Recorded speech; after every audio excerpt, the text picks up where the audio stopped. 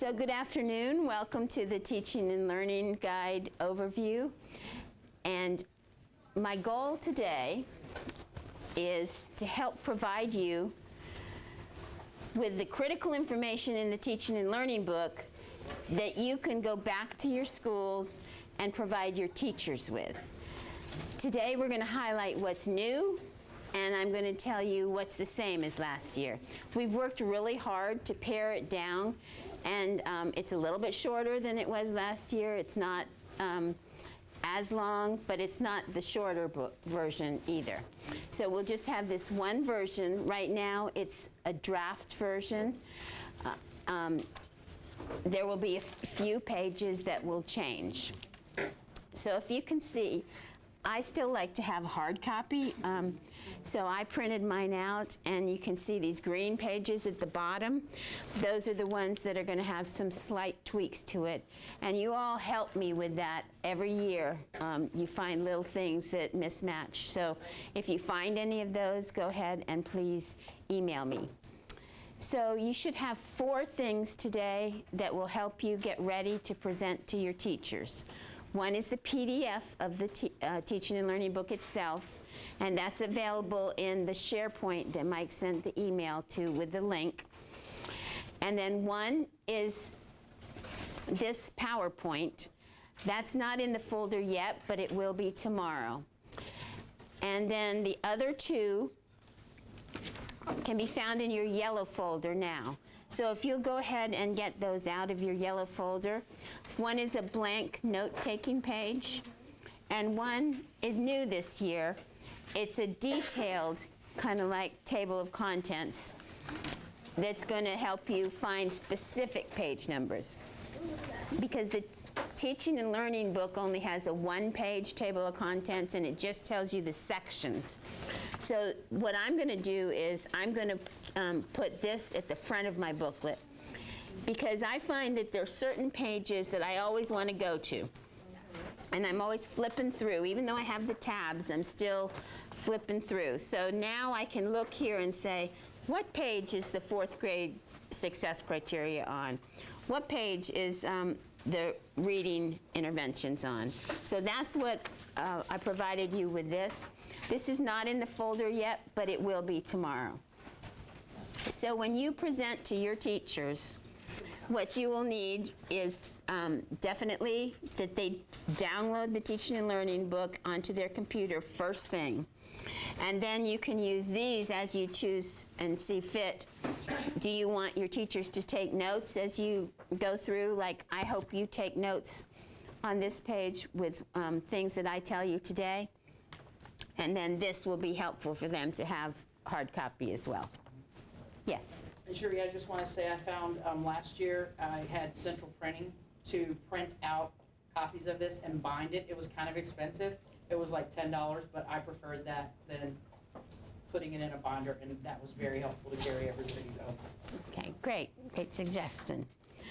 If you're going to print it out, you might want to wait just a little bit, because I've got a few changes that I'm going to make.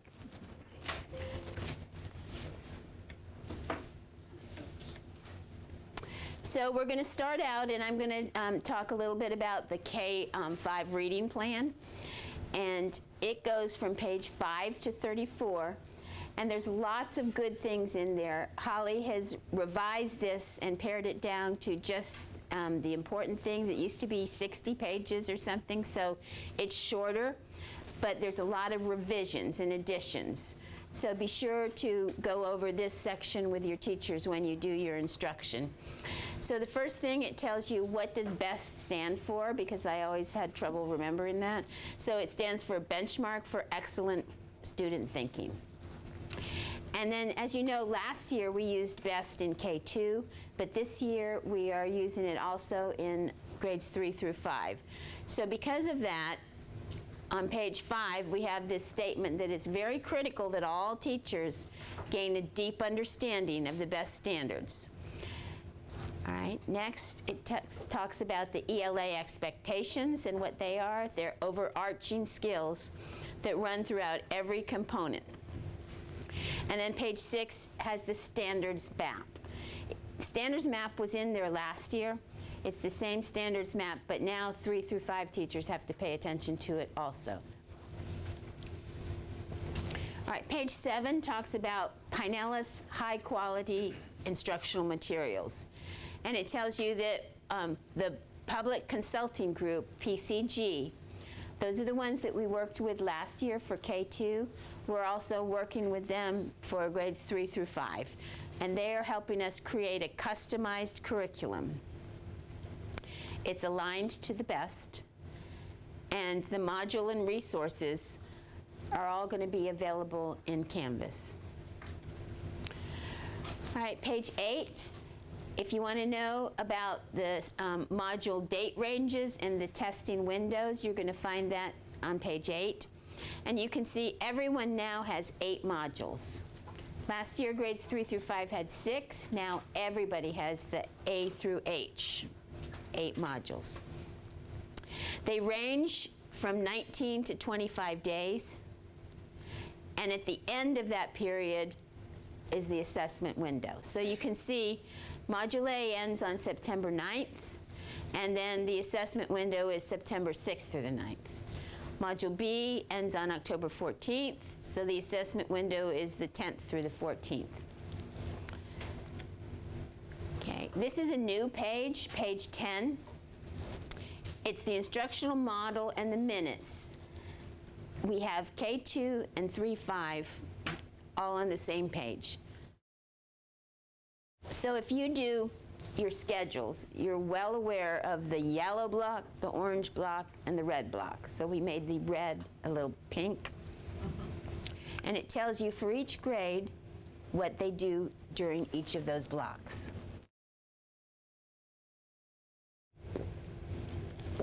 It varies by grade level. And so now we have the 3-5.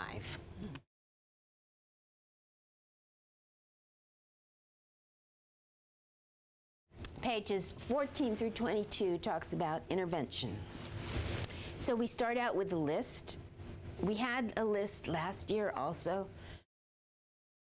but we've added some new ones that are at the bottom. These are new, so if some of these look unfamiliar to you, if you go on to the next page, it's going to give you a paragraph or a blurb that tells you about it. The last part of this section, page 21 to 22, is new. So if you've got your book pulled up and you go to page 21 and 22, you're going to see a resource map. That's really nice because it tells you if your student has a weakness or a deficit in a certain area, which one of these would be good to go to. All right, Mark 25 is an important page. It talks about text-based writing. What's important is for grades 3 through 5, they're going to a 12-point rubric as well. Last year, K through 2 already had the 12-point, but 3 through 5 had the 10-point rubric, so now they're going to 12-point as well. If you look right here at this green check mark, you can see that Cycle 2 writing can count as a check mark for 3rd grade portfolio, and they need an 8.5. A lot of questions I get have to do with times of what are the dates they have to be initial scored or dual scored or triple scored. So that's also available on page 25. So as you can see, page 25, everything you want to know about writing. Right here it says teachers need to be aware to go on to Canvas to look for the revised writing rubrics. So especially grades 3 through 5, they were the 10-point rubrics. Tell them to discard those and go on Canvas to look at the 12-point rubrics. Page 26 talks a little bit about iStation, and I'm so happy about this piece right here that says new.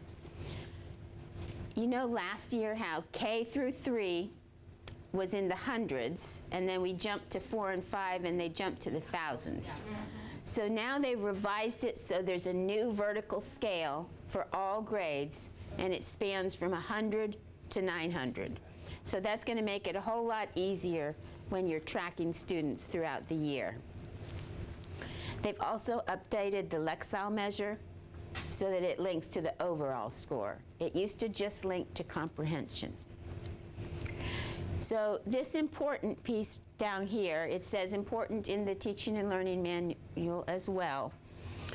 If the student scores at a score that can be counted as a good cause after the state assessment, don't give them an on-demand assessment. Let that number stand, because sometimes when you give an on-demand, it goes lower. So I added that there. So if you look at your teaching and learning manual, you can see there was a lot in there that I didn't add to my slides. So go through this, the actual book itself, as well as the slideshow. All right, so now we're going to move on to the mathematics plan, and that goes through page 35 through 46. Everybody will be using best standards, all grade levels, so it kind of spells those out. And it talks about the best standards for mathematical stages of fluency. And it goes through stage 1, stage 2, stage 3. And then you can see embedded in all 3 stages is automaticity. So you can see this blue star right here. It's also in the teaching and learning book. Point this out to your 4th grade teachers, that there will be a fluency probe of multiplication skills for students in the winter and in the spring. Marlena will be telling more about it in the September meeting, but this is now stated in the booklet.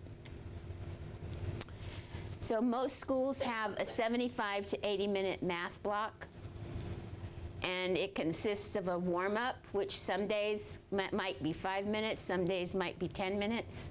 You don't want your warm-up to drag on, because then you're going to take time from your core instruction. So then we come into the core instruction and practice, which is 45 minutes in K3 and 50 minutes in grades 4 or 5, and then a 20-minute intervention period.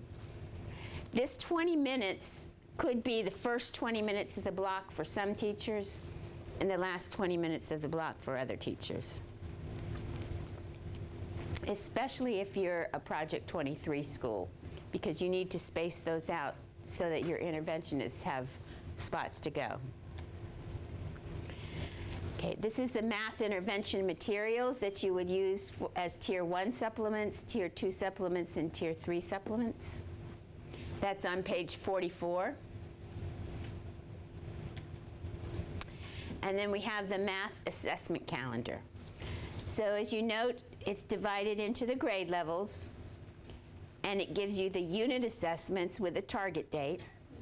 And then it talks about benchmark 1 assessments with dates, benchmark 2, benchmark 3, and then summative assessments. We're going to move on to the science plan. The science plan is page 47 to 60. And it starts out, the first clip I took out of the booklet was from page 51, where it describes the ignite, investigate, and inform instruction.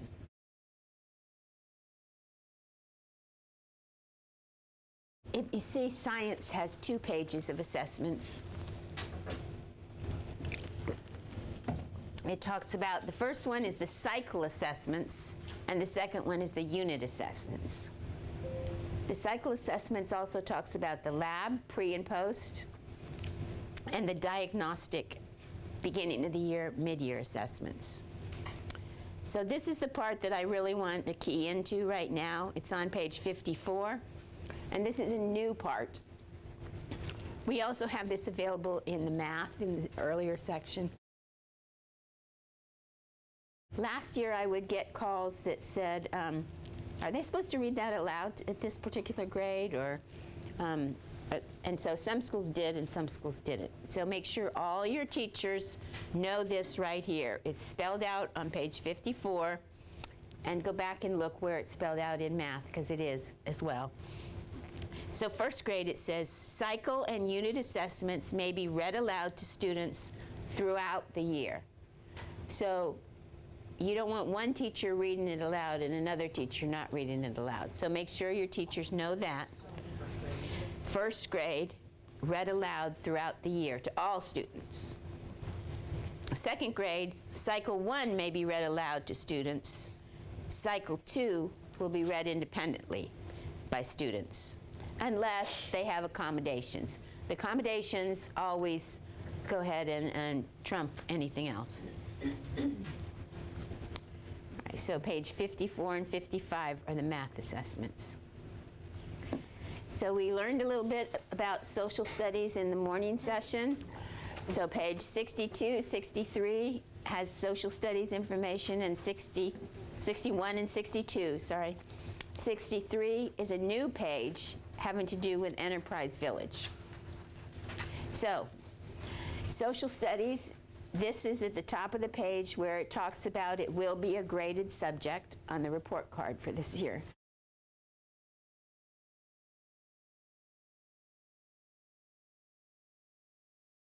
It also talks about all the materials are going to be available in Canvas. So you see where it said ELA and math, we've added social studies here. So they would go to Canvas to get materials. Also, remind them to pay attention to those bi-weekly newsletters, because it will have social studies information available there as well.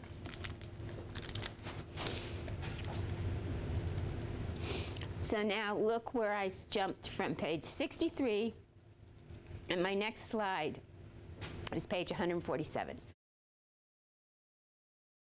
So now I want you to pull out this form right here.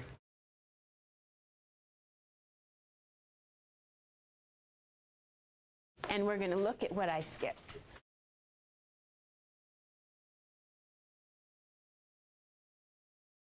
So because I skipped it, does that mean it's not important? No. It just means I didn't want 200 slides. So if you look after section 5, Enterprise Village, then we move into the specialists. There's physical education, health education, recess, music, art, and then we move into technology in the classroom. So both of those are important. I just don't have a slide for them. I want to talk about something in the technology section, and it's got a star by it in the actual book, and it talks about focus. So if the schedules are not complete in focus, that means the student is tied to a course and a teacher. You're not going to be able to get to where they need to go, like iStation or Dreambox, because it all comes from focus. So if a teacher comes to you and says, I can't see any of my students, the first problem-solving step that you would take is to work with your DMT and ask, have you got these kids tied to a course and tied to a teacher? Question. Just really quick, sorry. Is there going to be any change in iStation with the fact that there was all those courses that teachers couldn't have it filtered through? No. Okay. And what's important there is once we said kids would move out to a different teacher because of the interventionist, they have to be careful that they get to a different course. So what she said is that you've got multiple courses in iStation. If a teacher says, that child disappeared from my class list, that child went to a different teacher for an endorsed teacher for intervention, and all that teacher needs to do is go back and choose a different one of the courses, because she's probably in the intervention course and she can just go to the core course. All right, also on page 80 to 82, I want to refer you to the technology tips chart. Okay, the next section has to do with pre-K, voluntary pre-K. Make sure your pre-K teachers and your VPK teachers key into that section. The next 4 sections section 9, 10, 11, and 12. Those sections are the same as last year for the most part. There's a couple of minor tweaks, but for the most part, those are the same. Lots of good information in there, especially those charts, because that could help teachers know how to improve their instruction. All right, next. There's two big sections on section 13 and 14, and that's your ELL section and your exceptional student education section. So I'm going to take a minute and I'm going to go to page 109. So if you've got yours up, if you'll go to page 109.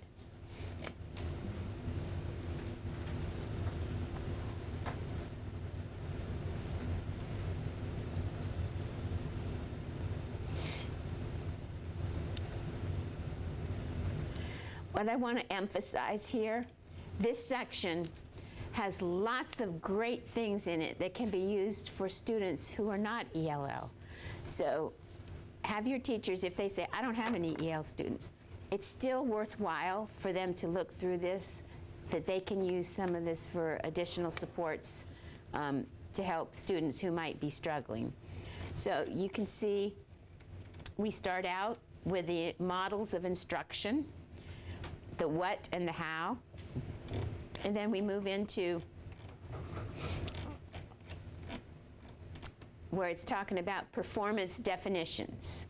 So if they don't know what's the difference between a beginning, developing, expanding, bridging, and reaching, it's going to tell them so right here on page 112.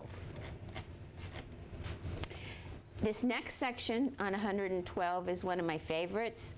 It takes the 5 areas, the phonemic awareness, the phonics, the fluency, the vocabulary, the comprehension, and it tells what are some considerations that you have when you are instructing in these areas. And again, it could be useful for students who are not EL as well. If your teachers don't know about the WIDA writing rubric, they can go to page 115 to look at that.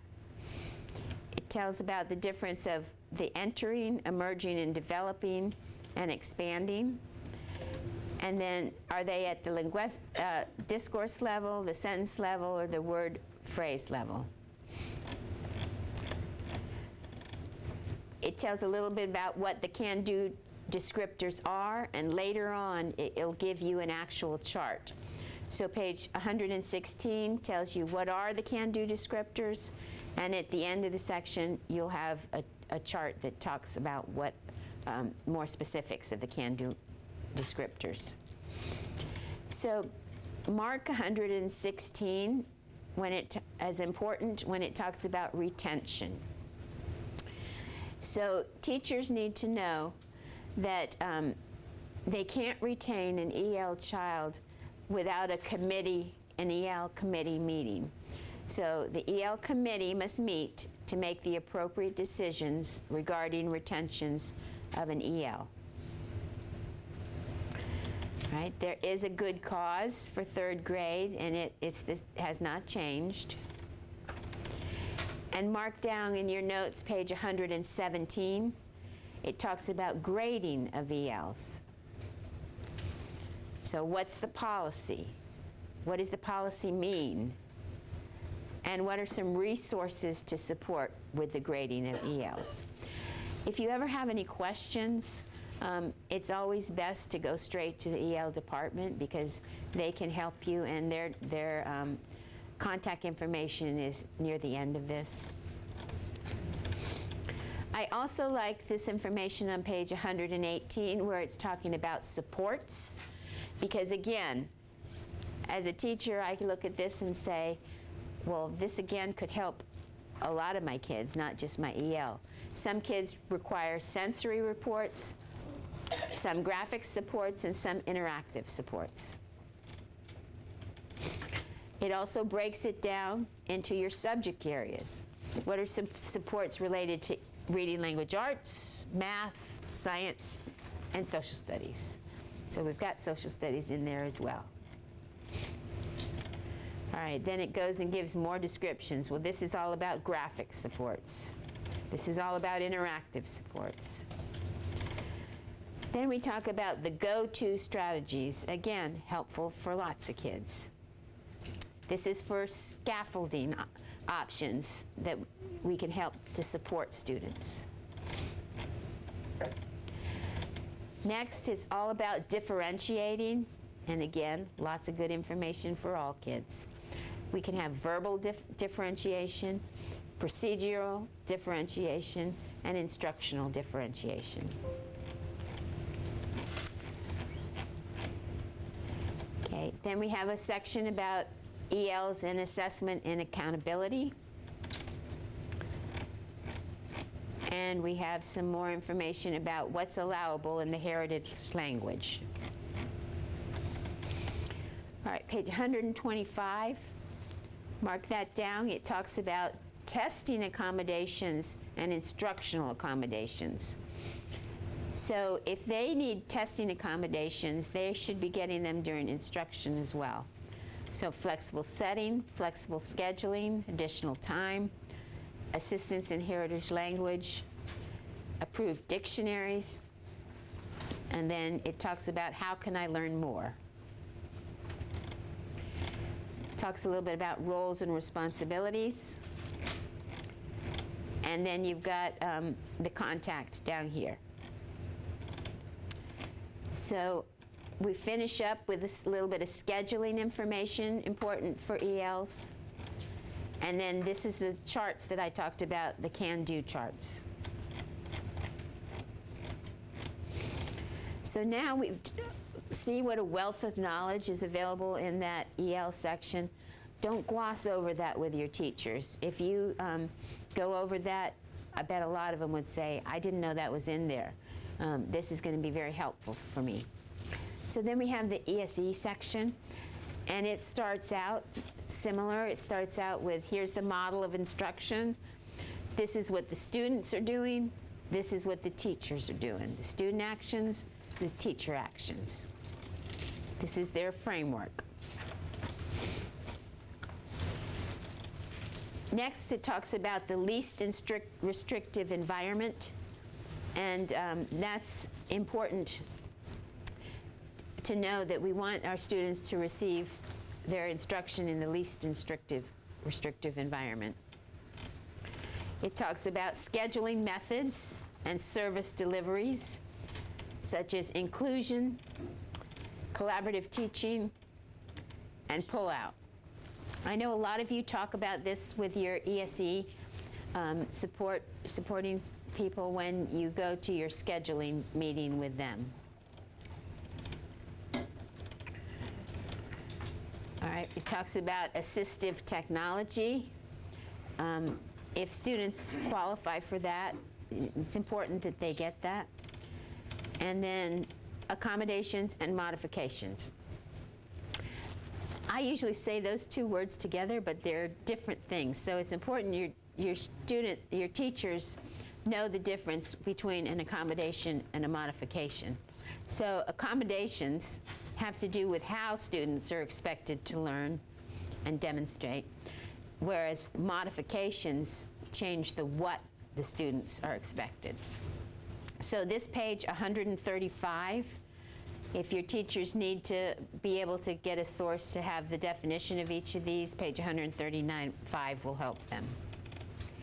It talks about access points on 136, and then a section on grading. Like we had the section on ELs and grading, here's the section on page 136 of grading of ESE students. And we have this a section on assessment and accountability, like we did with the EL. So those two sections, the EL and the ESE, are two big sections that can take some time to go over with. And then we go into the gifted services, which they include gifted and talented. Coral has worked hard to put everything that you would need to know about scheduling and expectations and what the services include and screening in this section, and she's highlighted especially spots where it has minimum number of hours per week or certain dates. So spend some time on that. And then she's got some scheduling options and recommendations.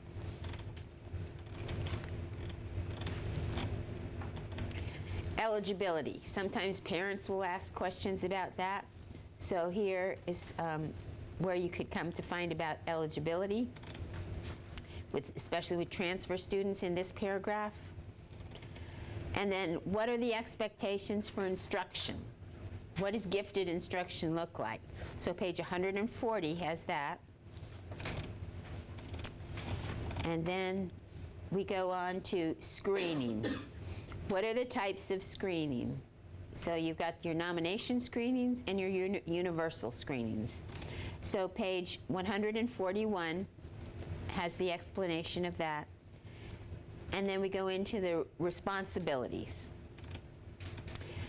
So page 142 has the year at a glance planning sheet. So this is helpful for you to look at with your gifted teacher. It's got it broken out into the 4 grading periods. And it's got the gifted teacher expectations.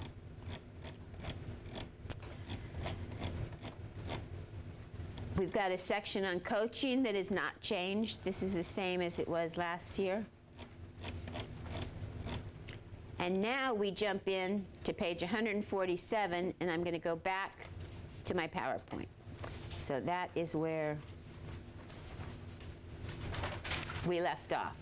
So this section is very important because it talks about the PMPs, and it'll answer a lot of questions that your teacher will ask you about PMPs.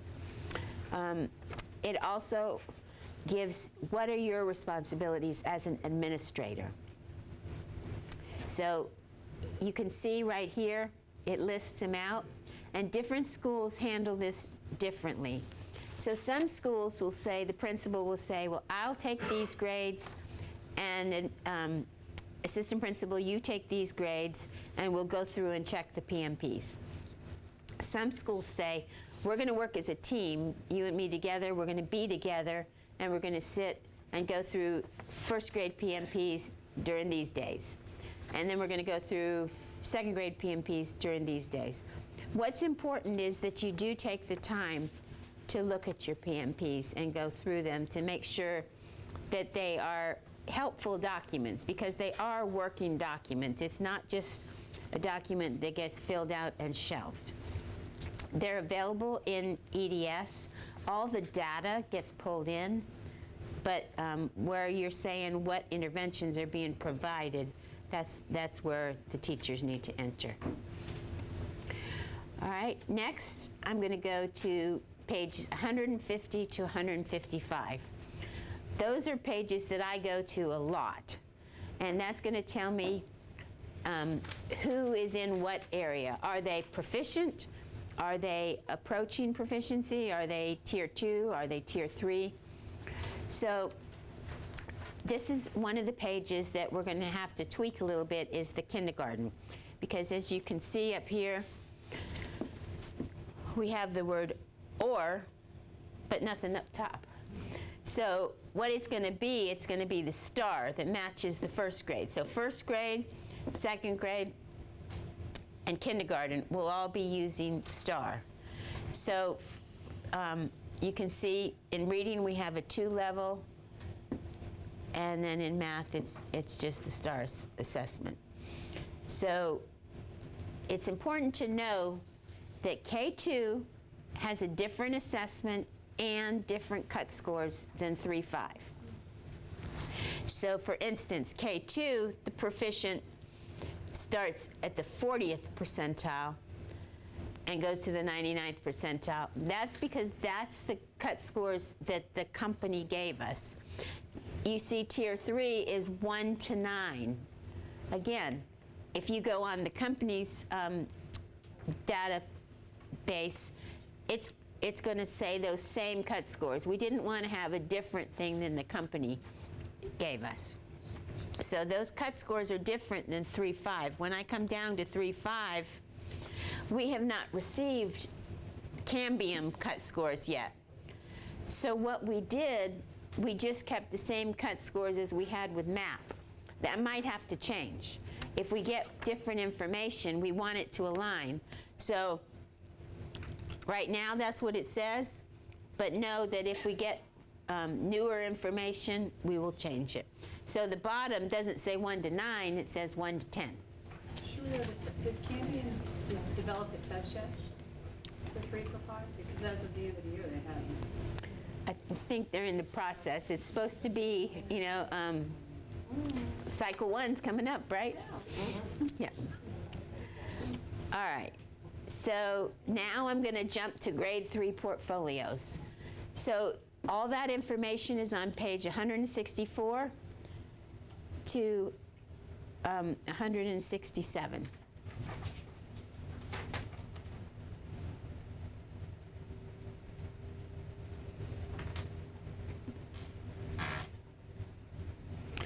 All right, this is another page that might change. You notice that last year we had F1 and F2. So we have H1 and H2. We have cycle 2 writing, but we don't have cycle 1 writing. Cycle 2, these are to be 70%, so 8.5 is 70%. We didn't want to have 8.5 in cycle 1. But Holly said that we might be adding a cycle 3 reading assessment too. So there'll be cycle 3 reading and a cycle 3 writing. So that would give them another option. You see, we still have the running record 1, running record 2. As far as I know, those assessments are staying the same.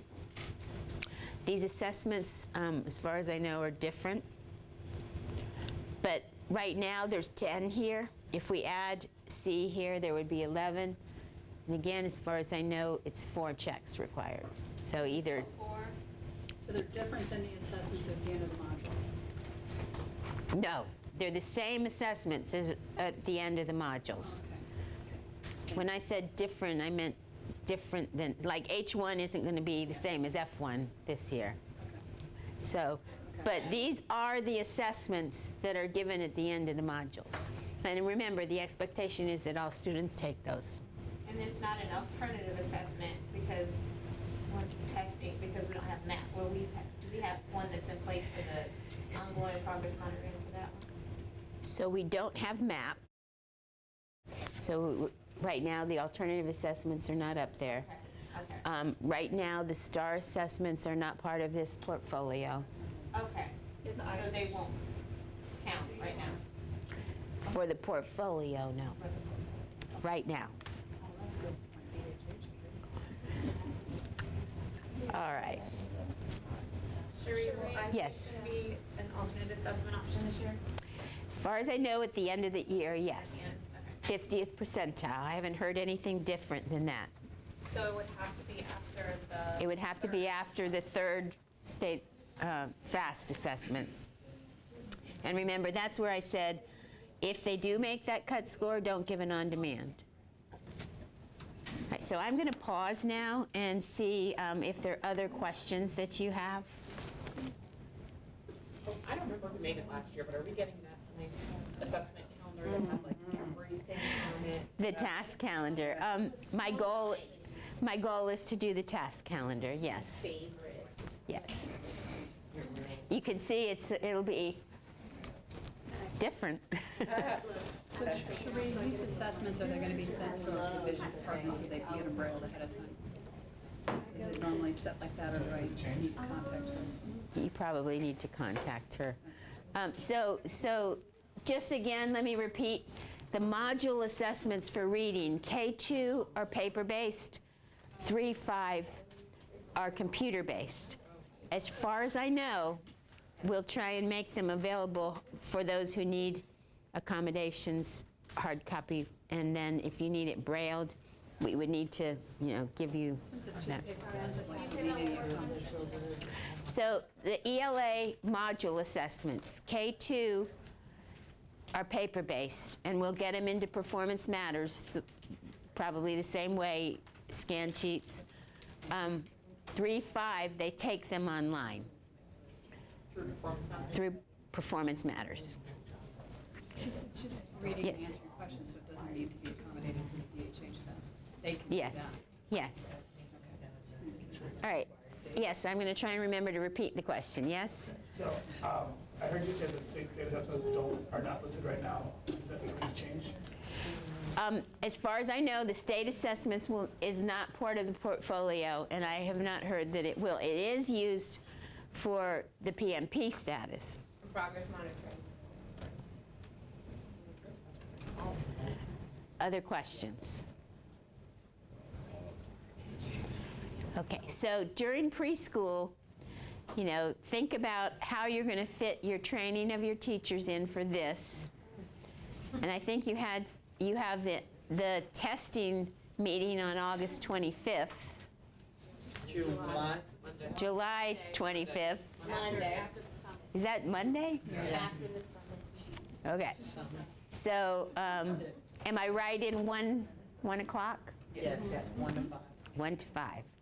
Okay, so that will be for K2, and then we'll have 3, 5. I think that's why it's longer. So it's important that you would come to that, and I'll be there. Right, any other questions that you have? About mid-year promotions, we have a lot of third graders who we're hoping some of them might be able to, either at the beginning of the year or mid-year. Good question. So I'm going to talk right now about where you are now. Go back to your schools and take a close, hard look at any retained third graders. If you think that they can get another check, you know, you can administer some of those assessments over with. You just ask me for them. I have some here if you wanted to stop and get some. So we want to promote as many as we can if they can make it. So think about that. Think of who you have right now that is marked retained. We're in the process of trying to get all that aligned. Is Focus saying the same thing as EDS? So you might get some emails from either me or Joanne and say, hey, are we missing a score? Because sometimes, you know, you'll have re-given an assessment, they've passed it, but we don't have it in our database yet. So if that happens, just send us the score and say, yeah, you got this score on this assessment, and we'll enter it. So that's where we are right now. So they carry over their checks, so they will keep on accumulating. Remember, they don't get a double check. So if they got running record 1 check last year, they're not going to get running record 1 check again this year. But if it's a different assessment, then my understanding is it would be a check, yes. So go ahead, and the ISIP is not a check. It was for this summer bridge, but it's not for this. So that was the answer to that part of the question. Now the next part of the question is, will we have mid-year promotions for the upcoming year? Yes. Other questions? Okay, I'm sure you'll think of other questions after you go home, so be sure and email me, or if you find something in the Teaching and Learning book, email me that also. Sheree, can you make sure principals get that task calendar? Yes, task calendar is not done yet, so that is, You know, usually it's an AP thing. yes, so that will be part of my next to-do list, is to work on the task calendar. October. And normally I just do some tweaks, you know, but this is going to be kind of a rewrite. So I will work on the task calendar, and when I complete it, I'll send it to principals and assistant principals. Other questions? All right, thank you so much.